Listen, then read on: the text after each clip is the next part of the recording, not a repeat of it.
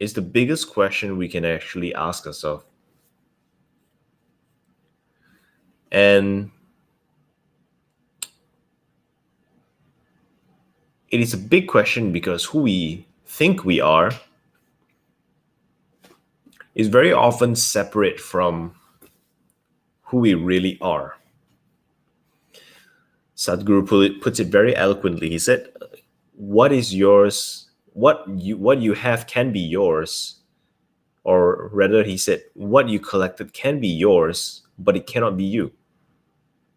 If you buy a car, the car can be yours, but it cannot be you. If you collected money and wealth, those money, those riches can be yours, but it cannot be you. If you have developed a nice body, if you have worked very hard to develop a nice body, that body can be yours, but it cannot be you. If you're someone who is very well connected, you've spent a lot of time building relationships, building networks, those relationships can be yours, but it cannot be you. So who we think we are is very much separate from who we really are. And there's a litmus test for this. The litmus test is the question of how often are we triggered? How often are we triggered? What triggers us? To explain this, I'm going to need to go back to evolution. Imagine in the past, when we are cavemen, right? Whenever we are faced with a certain danger, that triggers our fight or flight response. We either fight, or we freeze, or we run, flight. And during these moments, the short moments when danger has become apparent, it is very often, it is emotional in nature because we don't have time to think. So at that moment in time, in that moment where danger shows up, as mindless animals, we have no choice. Our compulsions is to fight, flight, or run away. And it feels, at that moment in time, it feels like a whole surge of emotions. There's a book called Homo Deus. Homo Deus, written by, I forgot who's the guy's name, but he talked about how emotions are, in fact, basically algorithms. There are so many information, so many things that happens. When you're angry, you take in a lot of information, do you not? You notice that everything becomes a lot more, you're much more aware of whatever that is surrounds you. Your senses becomes much more stronger. So that point in time, we are fully identified with our body. And as we are identified with the body, because there is a threat there's a danger that might inflict bodily harm, immediately we feel that surge of emotions. And then immediately our compulsion says, do we fight? Do we run away? Or do we freeze and hide? So that is a very important thing to understand. Now, in the modern world, dangers that might cause bodily harm is not necessarily as strong anymore. Now we have the ability to live a mindful life. A mindful life. But now we attribute ourselves with various different other things. So whenever those things get threatened or get questioned, we get triggered. As an example, if I identify myself as a kind-hearted person, the moment my kindness is questioned, I would get triggered.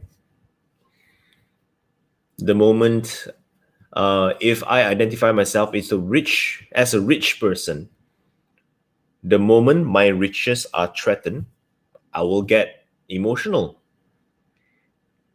If I identify myself as a smart person, the moment my intellect is questioned, then I will get triggered. So, what is it that triggers you? That gives clues to who you think you really are. Do you get triggered when people behave a certain way? Do you get triggered when certain external conditions change? What do those external conditions change exactly? Does it change your lifestyle? Will the change in external situation change your relationships? If yes, then you have identified yourself with those people who you build a relationship with. As an example, if I say that I'm a family man, I'm a family man. If I say that I'm a family man, then whenever my family comes under threat, I will be very, very threatened. I would feel a lot of emotions.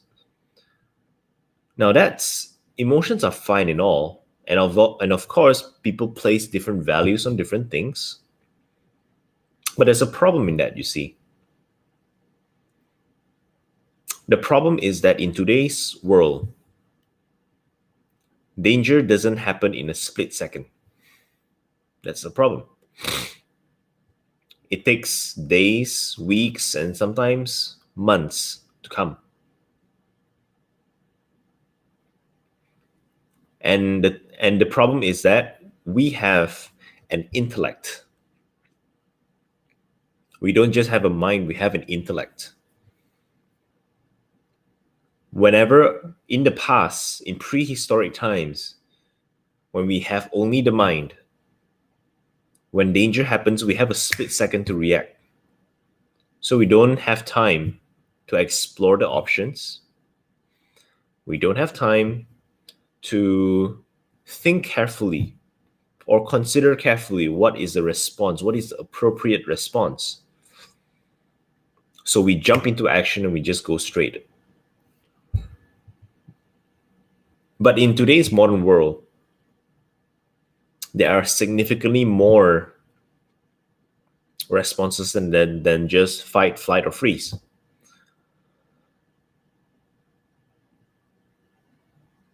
And at the same time, our intellect knows that fight, flight, or freeze isn't the only solution.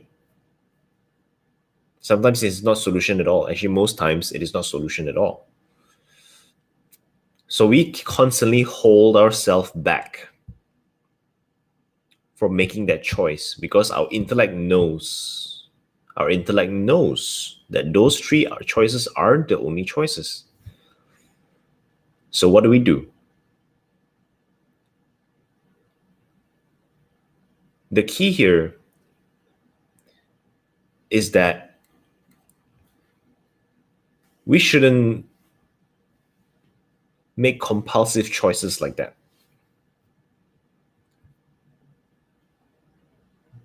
The key here is that we need to understand that we are not those things that we associate ourselves with. And by the process of understanding that, we then know we are then not at the mercy of our emotions. Now comes the time that the mind is clear enough to honestly and appropriately assess whatever that's going on. And once that happens, then we'll realize that there are multiple dimensions rather than just those three. The mind cannot make the decision of an intellect. And the intellect cannot do what the mind can do. So it is very important that the intellect works together with the mind. The intellect works together with the mind to enable an appropriate response, a solution to all our problems. So that is the reason why who you think you are is the root of all your triggers. That's all I'm sharing for today. For now, let's move on with the service. Journal. Very important that we start our day correctly. It's, 60 days, a little bit over 60 days to the end of the year. I wonder how are you guys doing? I wonder if you guys are on track. It is my birthday today. And as I'm saying this right now, I'm suddenly reminded of the things, the journey, how far I've come this year. But at the same time, how many things, what else am I not doing? What else am I doing that I wanted at the end of this year? So let's journal together. I'm gonna stop my video and play the video as always. I'm gonna share the screen.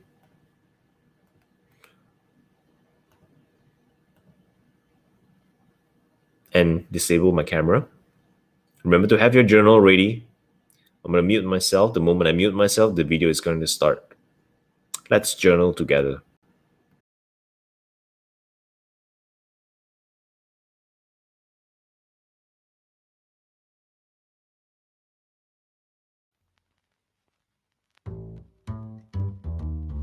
This is a guided journaling process by Felix. Doing this process daily will offer the benefit of helping you stay on track and optimize awareness of your thoughts and actions. Before we begin, have your journal in front of you. It is best to do this process on a fairly empty stomach. When following this process, do your best to manage your environment conducively, as any disruptions may result in loss of effectiveness. Keep your phone turned on silent and put away any potential disturbances. For the best effect, wear headphones. Enjoy!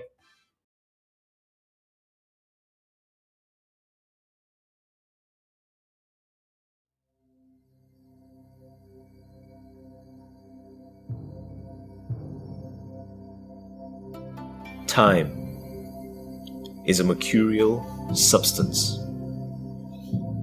Though it is a constant in the world,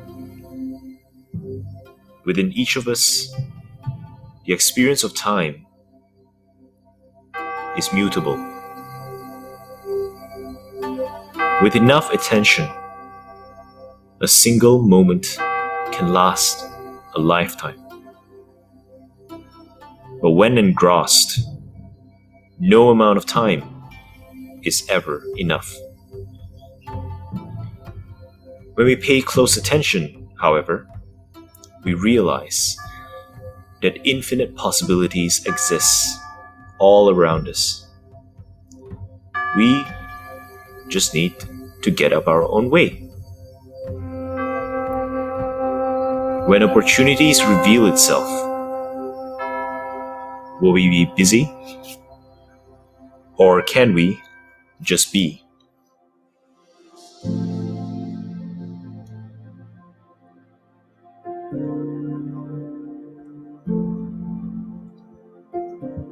Sit with your eyes closed in any way which is comfortable to you. If you can, sit with your spine comfortably erect. Gently and slowly inhale and exhale through your nose. As you breathe, hear the sound of your own breathing. Feel your lungs gently expanding as you slowly take in the air. Slowly let it out.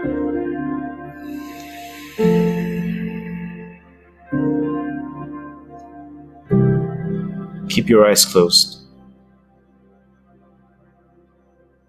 Now, put your hands on your journal, keeping your eyes closed. Feel the journal as you trace your hands slowly over the cover. Feel each of the bumps and ridges as they brush on your fingertips. Try to notice something today you've never noticed before. Keep going. That's right. Take a pause now. Take a moment to notice any physical and emotional sensations you are carrying. Get in touch with how you are feeling. Whatever that is going on inside, allow yourself to just observe without judgment.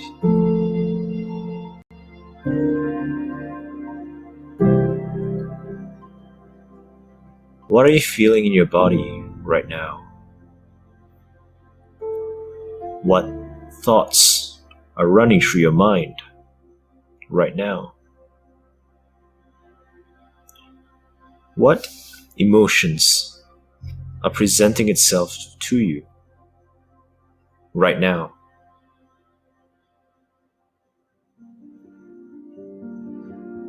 Let your body, mind, and spirit talk.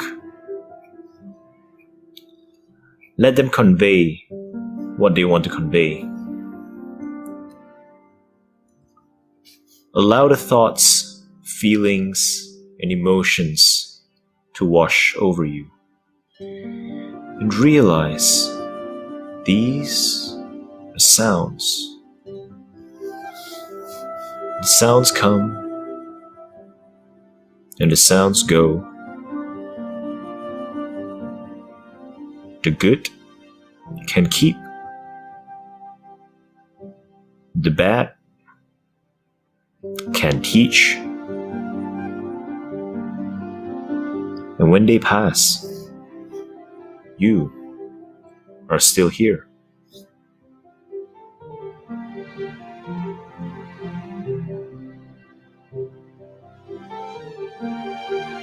It is a fresh new day.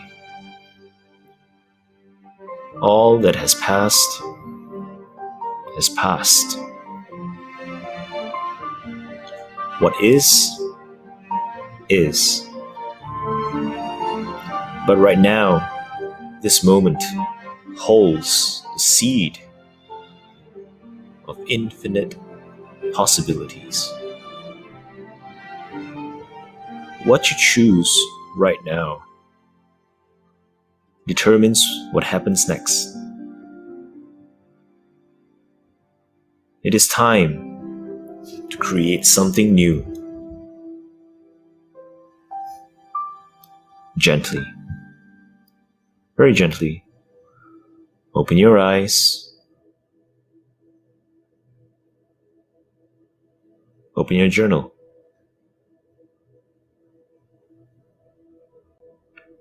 Turn to a blank new page and know that on this fresh new page, you are the author of something new. Write down today's date, whatever date it is. Do it now.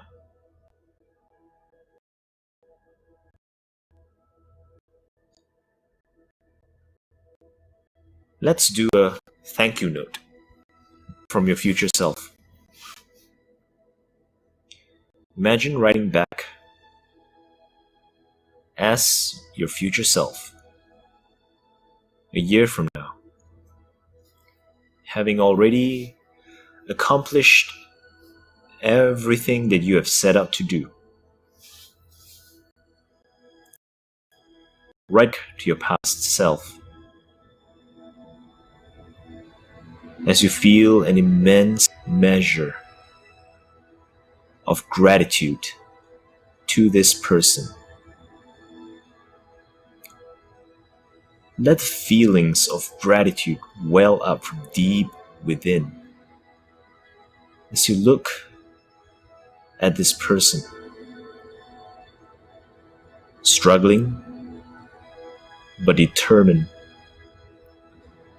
flawed but relentless, human with the potential of so much more than they can currently realize.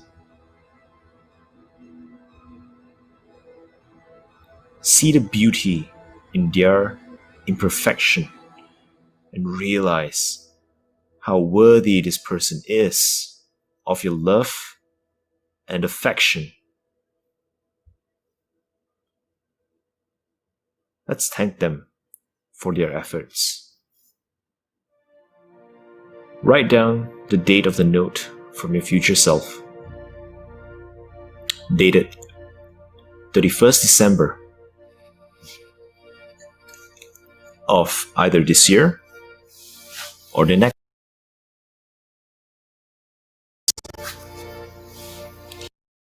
Keep these notes simple because you'll be writing them every single day.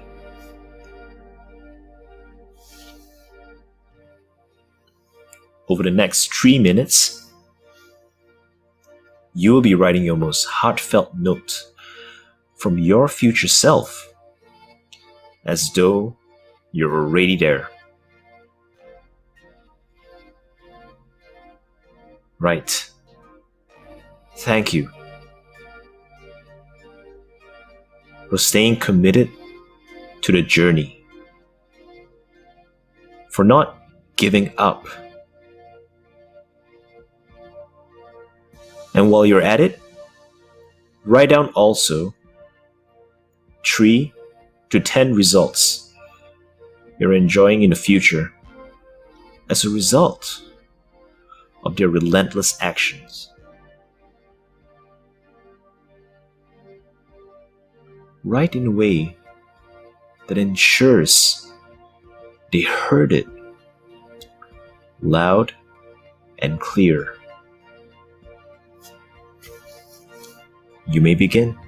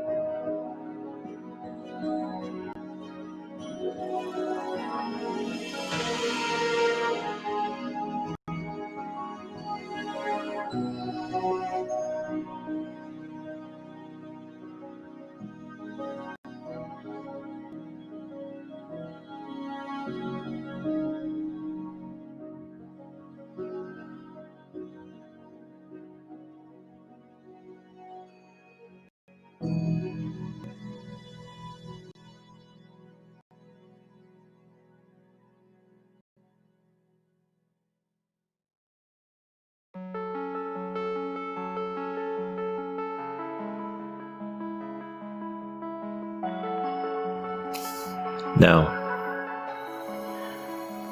bring yourself back from the future. Back to today. You've just received a letter from your future self thanking you. Feel the gratitude coming from within you as you accept these words. It is now inevitable that those results become a reality. Ask yourself, what are the 3 most important things you must do today to make this vision of yourself a reality? This will be your 3 intentions for today.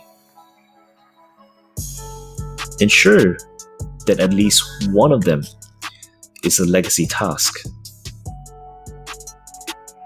A legacy task is something you can create today that will help you create even more time, energy, and focus to do what's necessary for the fulfillment of your vision. Take the next 3 minutes to write them all down.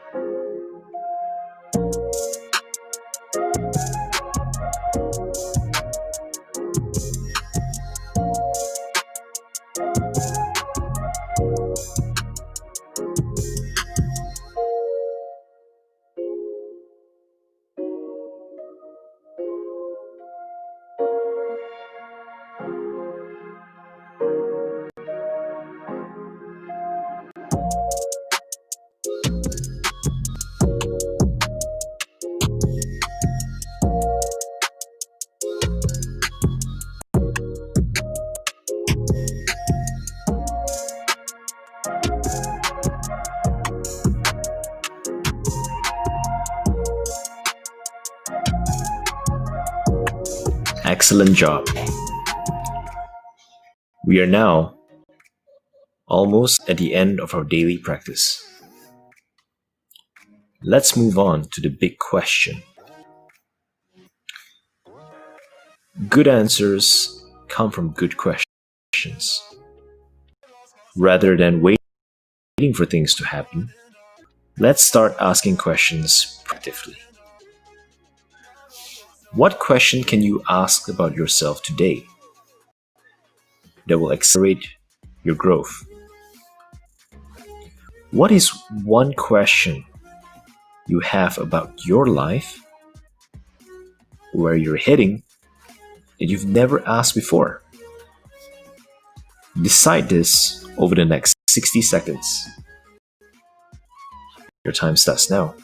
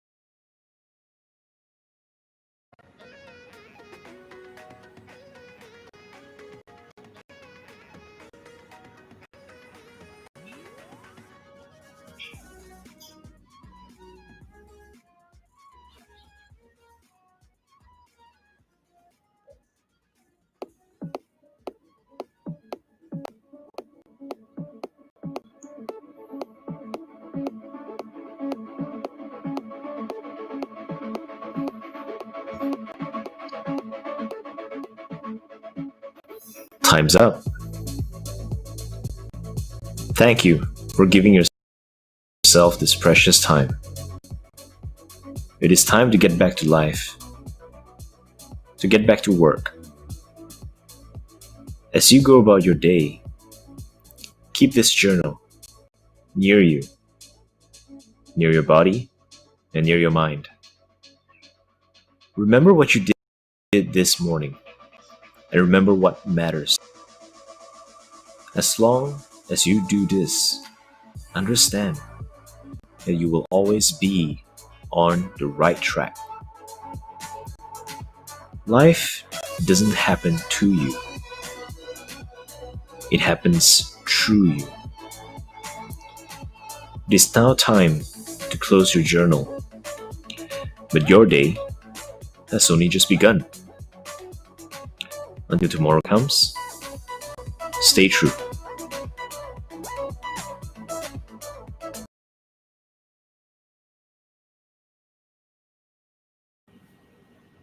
Okay, everybody, that is the end of today's journaling session. I'll see you tonight at 6:45 p.m. as usual time for the reflection. Meanwhile, stay true, stay safe, stay healthy.